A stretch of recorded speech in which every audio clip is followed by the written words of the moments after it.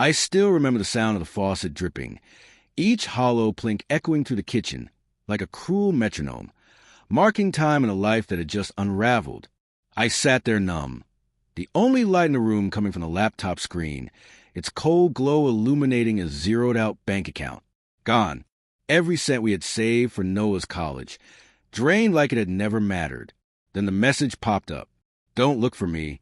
I need to live my truth. Take care of Noah. No apology. No explanation. Just truth. Whatever that word meant to her now. She had left. With a man I didn't even know existed until that moment. A name I barely remembered. Someone she mentioned once during a casual conversation. A friend from yoga. She said, the kind of guy with teeth too perfect, a smile too rehearsed to be trusted. But it wasn't the money that truly broke me. It was the fact that she left him. Noah, our 10-year-old son who still called pancakes when he was sleepy. That night, he curled beside me on the couch, eyes wide and heavy with a question he didn't know how to shape. Is Mommy mad at me? He whispered. I swallowed the lump in my throat. No, buddy, Mommy's just broken. We used to dance in this kitchen, her barefoot in my old college hoodie, cinnamon in the air, music playing low and lazy. Noah would spin around like a little storm between us, giggling until he got dizzy. I thought those moments were permanent. I thought love like that was fireproof. But somewhere along the line, the flames went out, and I didn't even see the smoke. Or maybe I chose not to. I told myself it was just life, just stress.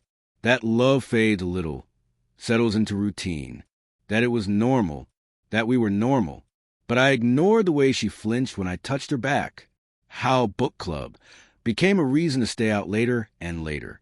The way she stopped laughing at Noah's ridiculous knock-knock jokes. I brushed my teeth next to a woman who looked like my wife, but had already packed her soul and left me long before her body did. 2 days after she disappeared, I was sitting on the porch in the dark, just breathing or trying to, the weight of it all pressing against my chest, stealing the air from my lungs. Then Noah came out in his Spider-Man pajamas, hair wild, feet bare against the wood, clutching a folded piece of paper like it was made of gold. Dad, he said, grinning like he'd found a doorway to Narnia. It's fine. I fixed everything.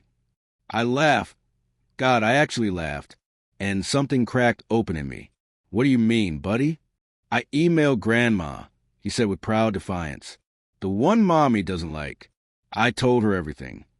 Turns out my 10-year-old had gotten into my email, found my mother's contact, and sent her a message. It said things like, Mom took all our money and Dad is really sad and I don't think he eats. My mother, who I hadn't spoken to since our wedding, called within hours. She wired money that same night, said she'd been watching from a distance all along, that she always knew something wasn't right, that she was proud of Noah, and that she'd cover his schooling if it took her last breath to do it. In the middle of all that heartbreak, that little boy, my son, became my anchor.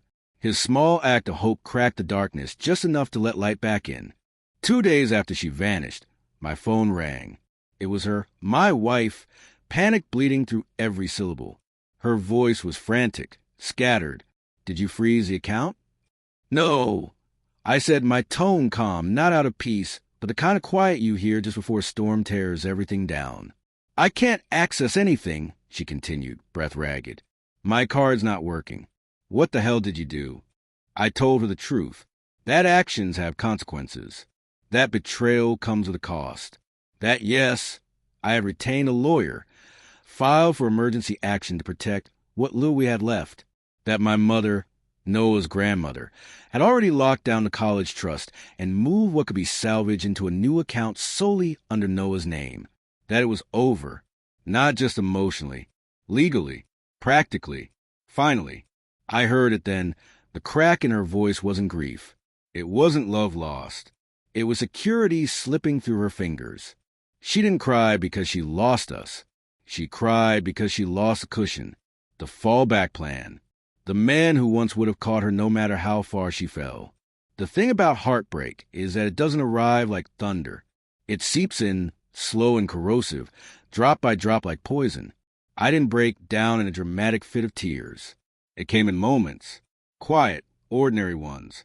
Watching Noah eat cereal alone at the table where we once shared morning laughter. Seeing her favorite mug still sitting on the kitchen shelf like it hadn't gotten the memo. Opening the closet and finding half of it just air.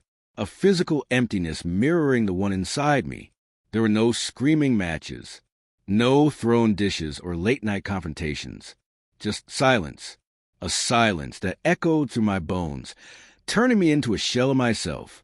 The house felt abandoned, not in body, but in spirit. A museum of what was. She tried reaching out after that.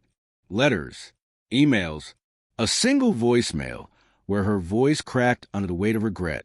She said she made a mistake, that she missed us. Missed her boys. I listened once, just once. Then I deleted it.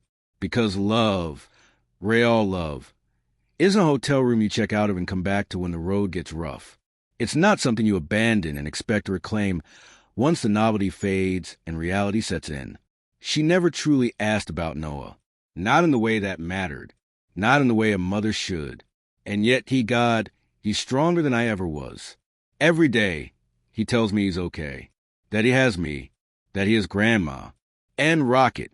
His new dog, a rescue with mismatched ears and boundless energy. He named him Rocket because we're blasting off to a new life. His words, his hope, his resilience. Some nights, I still find myself lying awake, eyes tracing cracks in the ceiling, wondering, could I have done more? Said something sooner? Is love ever really knowable? Or does it just burn itself out in silence until all that's left is smoke and ash, and by the time you smell it, it's already too late? But in the mess of it all, there's one thing I hold on to. My son, at just 10 years old, stood face to face with betrayal and smiled. He didn't collapse. He saved us. And maybe that's what all of this was meant to be. A collapse that cleared the way for something better. Not perfect, but real. Something we could build with our own hands, crooked and careful. Now, every morning I burn pancakes. And every morning, Noah laughs and says, still better than Mom's. He doesn't mean it cruelly. He's just honest. Kids are like that. They cut through the pain with truth. And maybe that's what healing really is. Not forgetting. Not pretending the wreckage never happened. It's waking up in the ruins, holding your child's hand and saying, we're still here, still standing, still moving forward.